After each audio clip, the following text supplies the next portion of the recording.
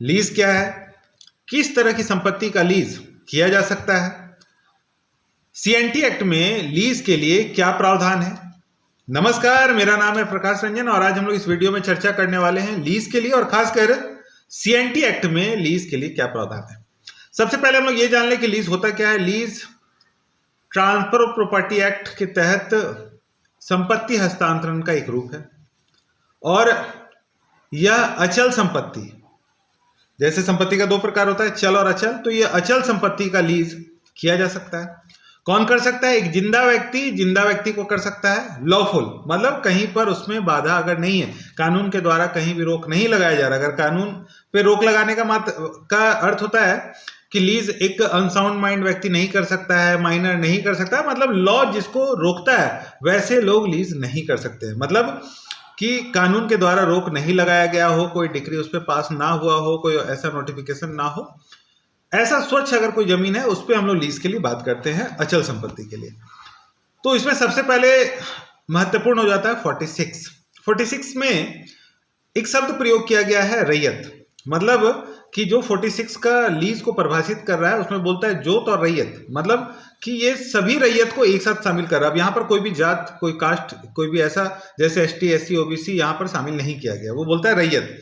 तो रैयत के लिए वो क्या प्रोविजन लाता है कि हम लोग 5 साल तक, मैक्सिमम जो ड्यूरेशन है हमारा लीज का वो है 5 साल तक का, हम लोग 5 साल से ज्यादा के लिए लीज नहीं कर सकते हैं और ये रैयत के लिए प्रयोग हो रहा है, मतलब सभी कास्ट के लिए प्रयोग हो रहा है। देखिए वीडियो लास्ट तक देखिएगा तो शायद जो हमारे मन में, बहुत सारे लोग वीडियो तभी देखते हैं जब उनका कोई समस्या होता है या उनको कोई जानकारी प्राप्त करना होता है, इसलिए वीडियो लास्ट तक देखने से जो भी समस्या है उसका समाधान आपको लगभग मिल जाता है। तो उसमें बोलता है रैयत। अब रैयत शब्द है, इसका मतलब सभी कास्ट के लिए वो ले ले रहा है, ST SC OBC जनरल सभी को शामिल कर रहा है। तो रैयत के लिए वो क्या प्रोविजन ला रहा है कि 5 साल तक, मैक्सिमम जो है 5 साल तक, तो हम लोग ज्यादातर इसीलिए प्रयोग करते हैं 4 साल 11 महीना, लेकिन उसका जो ड्यूरेशन है वो है 5 साल तक। मतलब 5 साल तक के लिए ही आप किसी को लीज कर सकते हैं और उसका रेन्युअल नहीं होगा। मतलब इस सेक्शन में क्या है, आप लीज तो लेन देन कर सकते हैं विद परमिशन, लेकिन उसका जो है रेन्युअल नहीं होगा। एक विषय आ गया। अब इसमें कुछ जो है ना अपवाद भी शामिल किया गया। अपवाद क्या है? एक जो है ना बुद्धू भगत लैंड के लिए बोल रहा है, तो वो मॉर्गेज में खासकर प्रयोग होता है, तो वो उसका जो ड्यूरेशन है उसको वो 7 साल कर रहा है। एक तरफ तो बोला है 5 साल का ही मैक्सिमम ड्यूरेशन है, लेकिन एक अपवाद इसमें आ गया 7 साल का बुद्धू भगत लैंड के लिए। दूसरा एक और अपवाद है, वो है सोसाइटी ऑर्गेनाइजेशन के लिए। वो जो है एक प्रावधान ला रहा है कि आप अगर ऑर्गेनाइजेशन के साथ अगर लीज कर रहे हैं तो मैक्सिमम 15 ईयर, 15 साल के लिए हम लोग लीज का लेन देन कर सकते हैं। लेकिन अब विषय ये आया, अब सवाल ये आएगा कि यहां पर तो रैयत का बात हो रहा था, तब तो सभी कास्ट 5 साल तक के लिए कर सकते हैं। फिर हम लोग 46 का जो D है उसमें बोल रहा है कि अगर ये जमीन ST SC OBC नहीं है तो वो अपने अधिकार का अंतरण कर सकता है, ट्रांसफर ऑफ प्रॉपर्टी कर सकता है। मतलब ST SC OBC को अगर हम साइड कर दे रहे हैं तो वो अपने प्रॉपर्टी का ट्रांसफर कर सकता है। ऐसा कहां लिखा? 46 के D में। तो ये क्लियर कर दिया। वहां पे रैयत की बात हो रही थी, वहां के अगर हम बात समझे तब तो ये सभी पे लागू हो जाता है, लेकिन फिर हम D पर आते हैं तो बोलता है वो अपने संपत्ति का अंतरण कर सकते हैं, उनको वो राइट है अगर वो ST SC OBC में नहीं है तो। ठीक है, तो ये दो विषय सामने आया। अब अगर कोई जनरल व्यक्ति है उसके लिए थोड़ा सा हम लोग बात कर लेते हैं, क्योंकि बहुत सारे लोग जनरल हैं, मतलब ST SC OBC के अंतर्गत नहीं है अगर, तो वैसे लोग के लिए क्या करना होगा? तो उसमें क्या है, ट्रांसफर ऑफ प्रॉपर्टी एक्ट जो है 1882, उसमें 105 में लीज देने वाले को, लीज लेने वाले का और प्रीमियम तीनों को परिभाषित किया गया है। तो 105 जो सेक्शन है उसमें उसको तीनों को परिभाषित किया गया है कि कौन दे सकता है, कौन ले सकता है, और प्रीमियम का क्या रूपरेखा होगा। प्रीमियम मतलब अगर हम किसी को लीज दे रहे हैं तो उसके बदले कुछ ना कुछ तो हमको चाहिए होता होगा, तो एक जो है ना प्रीमियम भी उसमें डिफाइन किया गया। और अगर हम 106 की बात करें तो वहां पर एग्रीमेंट का फॉर्मेट का बात वो कर रहा है।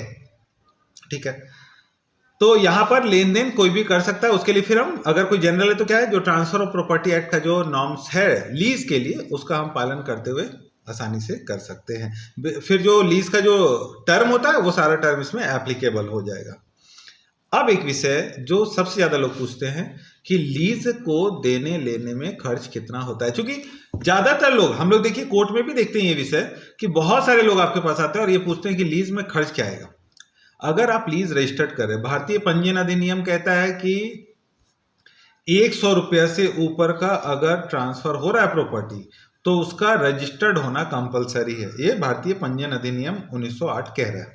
ठीक है, तो स्वाभाविक है, अब तो पुराना जमाना है, जिस समय के लिए बात था उस समय के लिए 100 रुपया बड़ा राशि हो सकता है, लेकिन आज के डेट में तो 100 रुपया बहुत छोटा सा राशि है। इसका मतलब अब सभी को रजिस्टर्ड होना कंपलसरी हो जा रहा है। तो रजिस्ट्रेशन की बात हम लोग कर रहे हैं। अब मन में सवाल ये आएगा कि कितना खर्च आएगा। ये कैलकुलेशन सबसे टफ है। ये क्या कैलकुलेशन है, इसमें क्या है, इस कैलकुलेशन को समझना है तो उसके लिए आपको समझना होगा कि एवरेज हम लोग को रेंट पहले डिसाइड करना होता है। क्योंकि हम लीज जब डिसाइड करते हैं जितने टाइम के लिए, उतने टाइम को हम किसी को अगर ट्रांसफर कर रहे हैं तो उस ड्यूरेशन में का जो रेंट है वो भी पहले तय होगा, वो बाद में तय नहीं होगा, वो सब पहले तय हो जाएगा। उसमें क्या है कि 5 साल के लिए अगर हम किसी को लीज दे रहे हैं तो 5 साल का जो एवरेज रेंट है उसका हम 1 साल का एवरेज निकालेंगे, और जो 1 साल का एवरेज होगा उस 1 साल का एवरेज का जो 4% स्टंप ड्यूटी और 3% कोर्ट फी जो लगता है, ये अलग अलग स्टेट के लिए अलग अलग हुआ। चूंकि देखिए, जो कोर्ट का जो फी निर्धारण करता है वो स्टेट निर्धारण करता है, तो जो स्टेट निर्धारण करता है मतलब एक राज्य में एक जगह से निर्धारण हो रहा है, तो अलग अलग राज्य में अलग अलग फी हो सकता है। तो क्या है, 4% और 3% किसका लगेगा, एवरेज रेंट का, मतलब 1 साल का जो एवरेज रेंट है उसका लगेगा। अब अगर कोई 10 साल का करा रहा है तो जैसे ही 5 साल से छठा साल में हो जाता है तो 2 टर्म हो जाता है, मतलब 2 साल का उसको रेंट लगेगा। अच्छा, अब आपके मन में ये आएगा कि अगर हम 4 साल का करवाएंगे तो भी 1 साल का रेंट, हम एवरेज 5 साल तक के लिए एवरेज 1 साल को ले रहे हैं। 5 साल से जैसे ऊपर होता है 10 साल तक के लिए, तब हम 2 साल के लिए ले रहे हैं, और 5 साल से 15 साल के लिए हो रहा है तो एवरेज हम 3 साल के लिए ले रहे हैं। लेकिन उसके बाद अगर 20 साल तक का भी हो रहा है तो भी हम एवरेज 3 साल का एवरेज रेंट निकालना कैसे हमको, कि हम उस साल में कितना बढ़ोतरी कर रहे हैं वो सब पहले कैलकुलेशन। चूंकि आप जब करने जा रहे हैं तो आप लिखिएगा 2 साल बाद 10% बढ़ेगा, 4 साल बाद 20% बढ़ेगा, ऐसा आप पहले फॉर्मेट बनाते हैं, तो उसका कैलकुलेशन आपको पहले करना होगा। और जो कैलकुलेशन आता है उसका एवरेज जो रेंट आएगा मेरा, उस एवरेज रेंट का हमको फी देना होता है। तो ये लीज का प्रक्रिया है। अब ये चूंकि अब इसको एकदम अलग अलग करके इसलिए समझ लेना जरूरी है कि एक तो झारखंड में एसटी लैंड बहुत ज्यादा है, तो अगर आप एसटी लैंड के लिए बात कर रहे हैं तो वहां सिर्फ मैक्सिमम 5 साल के लिए होगा, इसमें कहीं कोई प्रश्न उत्तर का जगह नहीं है।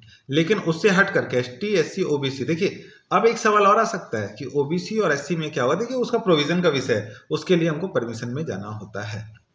क्योंकि देखिए, जब 1908 सीएनटी एक्ट बना था उस समय में सिर्फ एससी के लिए कानून बनाया गया था, मतलब एसटी के लिए सिर्फ कानून बनाया गया था। बाद में एससी और ओबीसी को जोड़ा गया है, मतलब उसको ऐड किया गया है। इसलिए एससी और ओबीसी बहुत जगह पर आपको लिखा हुआ नहीं मिलेगा, वो बाद में उसमें जोड़ा गया है। उसका जो एक प्रोविजन है वो सिर्फ ये प्रोविजन है कि हम अपने जिला के अंतर्गत एससी और ओबीसी का जमीन खरीद बिक्री कर सकते हैं, उससे बाहर नहीं कर सकते। तो वो एक प्रोविजन है जिसका हम बात करेंगे। लेकिन लीज में जो ड्यूरेशन है वो इसी ड्यूरेशन का पालन करना हम लोग को होगा। वीडियो आपके लिए जानकारी के लिए बनाया जाता है, इसलिए इसे लाइक, सब्सक्राइब और शेयर जरूर करें। अगर आपके मन में कोई सवाल हो तो कमेंट बॉक्स पर आकर सवाल जरूर पूछें। बहुत बहुत धन्यवाद।